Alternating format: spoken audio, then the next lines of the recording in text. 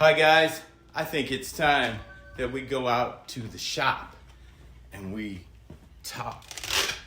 We are going to have a little shop talk. Hey guys, welcome to Shop Talk. What Shop Talk is, it's where we kind of take apart the scriptures, see how they were made, who they were talking to, why they were saying it, and see how that applies to us today. I really think that it's the way I operate in my shop. I don't know how to fix something until I know its intended use. I don't know how things work unless I take them apart. So that's what we're doing with Shop Talk. And, you know, Dixie's making me a great looking pour over here. I love sitting down with a cup of coffee and reading the scriptures. I love seeing what the Lord wants to reveal to me, and I think it's just such a blessing. So let's get ready for some Shop Talk. Hi guys, welcome Shop Talk family. We are still in the Sermon on the Mount, and today we're going to be talking about fasting. This is Pastor Rich, and welcome to Shop Talk. You've kind of caught by now that at Shop Talk we look at the scriptures, take it apart. Really what we want to do is look at who was talking, who they were talking to, and kind of the culture, the moment of what the people were living like, and then see how that applies to our lives. And, we're all humans. They were humans back then. We're humans now. I think it really does encourage us when we realize how God never changes. So, hey, if you haven't subscribed, please think about it. We'd love to have you as part of the Shop Talk family. Give us a thumbs up. If you're watching on Facebook, make a comment. Again, guys, there's 137 of you. I don't know names. I don't know who you are. But I do pray that the Lord would touch each one of you, because I know that God knows every hair in your head.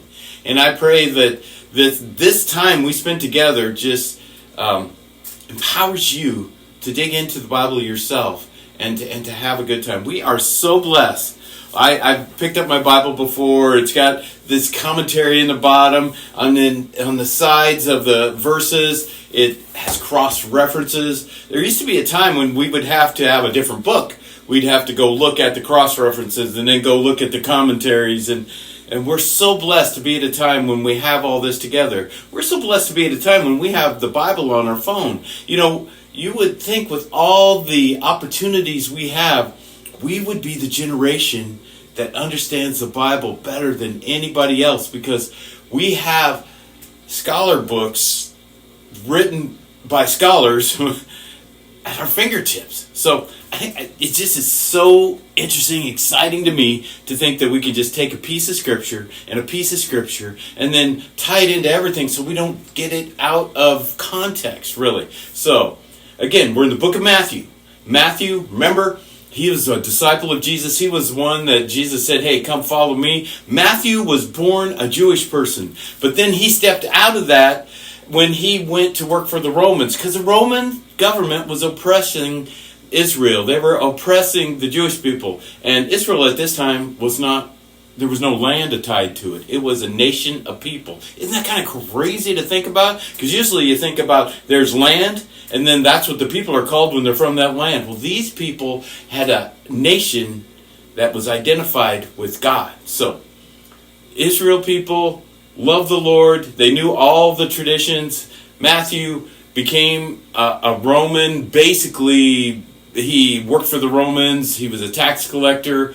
His fellow people weren't so happy with him because it's kind of working for the traders. So he saw Jesus, and he was reconnecting with his Jewish heritage, and he was getting re-engaged with his home nation. You ever had that feeling like when you go back home, the place you grew up? I hope you have. I know some people moved around so much when they were kids, they didn't have that, but I grew up in one place, and there's a certain feeling I get when I go back to that town. It's a small town here in Nebraska, or outside that small town. Many of the same people are there. There's a feeling of just being right, that you belong to something then, and you belong to something now. And that's what Matthew was doing. He was regaining what he belonged to. He was going home. So Matthew, very detailed guy. There's a reason the Romans hired him. So that's why I like reading Matthew's account. Now, this is Jesus' words, he was giving a huge sermon to thousands of people. This was kind of a pinnacle of Jesus' ministry. As people were curious about him, they'd heard things, they'd seen him do things, miracles. But this is Jesus going, this is what I'm really here for. This is the relationship with the Lord. I'm helping you, regular people, understand the Lord. And that's what I love about Christianity, because you see who Jesus chose as his disciples. He chose the unlikely people. He chose people that the culture of that time wouldn't have chosen. They weren't the ones the most schooled. They weren't the ones that were picked to be rabbis. He picked them to be his apprentices, so that when he completed his task, was crucified, dead, and buried, and raised again from the dead, that these people would carry it on. So, again, Matthew's writing this book. He had written down what Jesus had said. Matthew's telling us about Jesus' sermon. I love Jesus' sermon because you kind of get the heart of Jesus. He laid this sermon out. You know, it looks different than the teachings and the sermons we hear nowadays, because Jesus had this one spot. He was going to get all this information. He was tying in with people. He related to people in the beginning with the Beatitudes, and then he just started instructing us on the heart of God, basically. And he's talking about our heart in so many of these. So we're Matthew chapter 6, starting in verse 16, talking about fasting. It's good for us to know that these people, let me set this up. These people would know fasting as denying yourself of food. Now, way back in the times of Moses, the Old Testament, he set up this Day of Atonement. Now remember, they don't have this is pre-resurrection of Jesus. So they were still living in their old rules and regulations. And and Jesus told us in the Sermon on the Mount, he didn't come to disregard all the old rules, but to fulfill them. Well, this is one of those times. Fasting, they had one time a year where they were all really required to fast. And you've heard this word before, Yom Kippur. Sorry if I mispronounced that, but it's the Day of Atonement. It was a celebration or a feast or a time of remembrance they had. Back in the Old Testament, that's when the priests would go into the temple, they'd sacrifice a goat, and then they'd have another goat, which was set free. So, at this time, in remembrance of that, ever heard of a scapegoat? I think that's pretty cool that came out of the Bible. So go back, check it out. But they would fast this day. They weren't supposed to work. It was a time of atonement, of making things right. It was a time of setting everything aside. So that's what these people were viewing fasting like. It was a 24-hour period of not eating, not working, not just denying yourself, because you weren't worthy of what God, how he loves you. So it was them atoning for their sins and not doing anything but dedicating the whole time to God.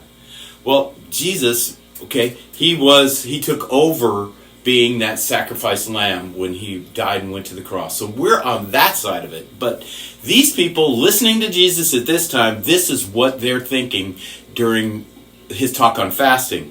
And Jesus says in verse 16, "And when you fast, do not look gloomy like the hypocrites, for they disfigure their faces, and that their fasting may be seen by others. Truly I say to you, they have received their reward." Again, Jesus is talking to our heart. Now, these people, once a year, Yom Kippur, the Day of Atonement, they would see probably leaders and people exalting themselves by how holy and religious they are. And he talks about this in other places of the Bible, but it's a heart issue. So it wasn't I'm telling you to fast. It was when you fast, because it's part of their life rhythm. It's part of what they do.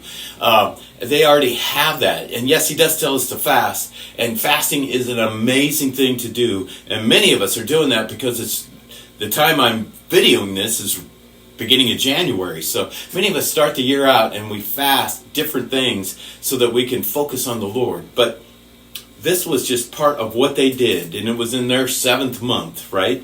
So it wasn't even at the time we do it, but it meant something so special to them. So these people that are listening to Jesus probably did see pious people in highly educated positions, and showing their prominence and trying to lead these poor people, them, into how to rightly act. And Jesus is saying, wait a minute, I don't want you to be like that, because it's not about how your relationship looks to others as much as it's about your relationship with God. All right? Verse 17. But when you fast, he told us what not to do. Now he's telling us what to do. But when you fast, he didn't say if you fast. He said when you fast. Those are all things to pick up on. But when you fast, anoint your head and wash your face. Don't make it look more dramatic than it is. And make it about your relationship with God. Not you looking good in front of other people, right? Verse 18. This is the why. That your fasting may not be seen by others, but that your Father who is in secret, and your Father who sees in secret, will reward you. Did you notice that? That has come up. You can go back in other videos, but that has come up in many places in the Bible. And your Father who sees in secret will reward you. Well, let's go back. It also says that when we were talking about the Lord's Prayer, the first part of that, how he was telling people not to do that, standing on the street corner and drawing attention to yourself. It's a heart thing with God. And he says in verse 6 of chapter 6, your Father who is in secret, and your Father who sees in secret will reward you. And we'll go back a little bit farther to verse 4.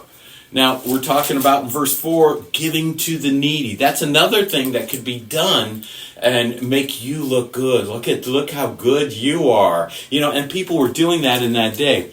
Man has a self-centered way about us, humans, And God's saying, lay it down. The more important thing is my relationship with you. But in giving to the needy, chapter 6 in Matthew, verse 4 says, and your Father who sees in secret will reward you. He doesn't have to reward us. He doesn't have to reward us for fasting. But he's telling us when he says that he's going to show up. And I don't know if you've ever experienced fasting, but it changed my life. It's the reason I'm a pastor. Because it was the moment in my life when I realized God's love, and I could hear God clearer. So if you're ever having those times in your life where you just don't, where is God? I don't hear him. Well, it's a time of, don't look at what everybody else is doing, and don't look at how other people are looking at you, but look at yourself. What he's saying here is, what's in your life that is separating us? Are you binge watching TV? Are you focused on reading books that aren't the Bible, that aren't Christian books even, that point you to God? What are you filling your life up with? Because we all have 24 hours a day, right? And those minutes are going to be full of something, whether it's being lazy or being forthright and trying to pursue God. It's going to be filled with things. So don't get any guilt or condemnation, but just evaluate and adjust, right? You build a plan, and then you adjust the plan. You build a plan, you adjust the plan. But the neat thing about that in God's economy is that's what we do, but he doesn't. He has a plan. He has an ultimate plan. He has a plan and a purpose for you. He loves you. So he's just trying to get you back to the plan. So when we're adjusting our lives and our plans, it's not so sacrificial. It's beneficial, because the God who sees what you're doing in secret will reward you. So if you get anything out of this fasting, do it.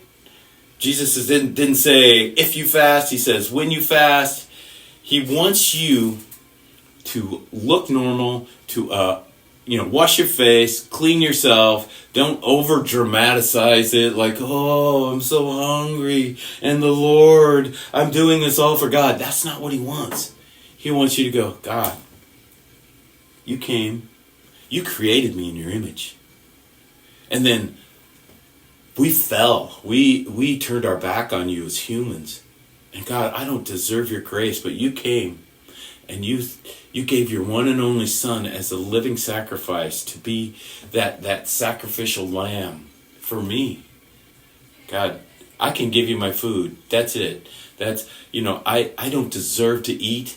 God, I don't deserve to just fulfill my fleshly pleasures. I'm going to put the flesh down and I'm going to focus on you with all my heart and my spirit. So that's what he's doing. He loves you. He wants you to have a heart that's after his. He wants you to have a heart that is in the right place so that he can bless you and that he can keep you. Now, those blessings, in our Western world, it's like, oh, great, I'm going to get an extra $20 on my paycheck. No. Your God rewards you in so many ways. He rewards you in strength. He rewards you in wisdom. He rewards you with the words to say when people are coming against you, putting you down. He says that he gets our revenge for us. We have a good Father who's involved in our lives. So this week, as you're thinking about your life, I know if you're haven't ever fasted, go check it out, read up on it. All the disclaimers, don't do it's going to hurt you if your doctor says. But anyway, do what God calls you to do. Do what Jesus did. Now, he fasted for 40 days, right? But he's Jesus, and he had divine intervention. So do what Jesus did.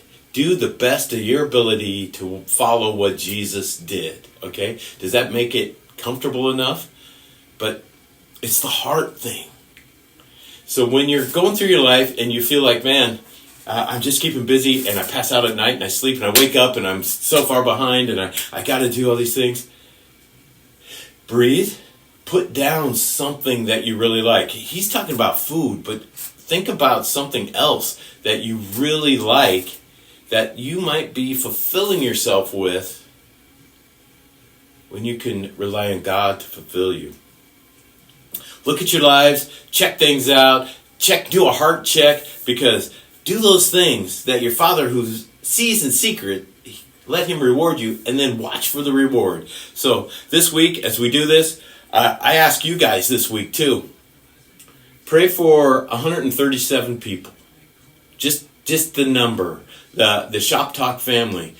I would love to see how God moves when he sees you praying for each other. We don't even have to have names because we have a God that knows each person. He knows everything that's going on in their life. He knows our struggles. He knows what we need to lay down. He knows what we need to pick up. He's that good Father that's just like wanting us to make those decisions. He just wants to spend time with us. Have you ever been to an assisted living place and there's people that are in their later years in life? You know what they really want? And they'll tell you. They want time. They want to spend time with you. And that's all Jesus is telling us. Don't make it look so pious. Don't make it look like, oh, look at me, I'm doing this. Make it all about him. And he'll reward you. Again, guys, Pastor Rich, love you guys. If you think about it, subscribe.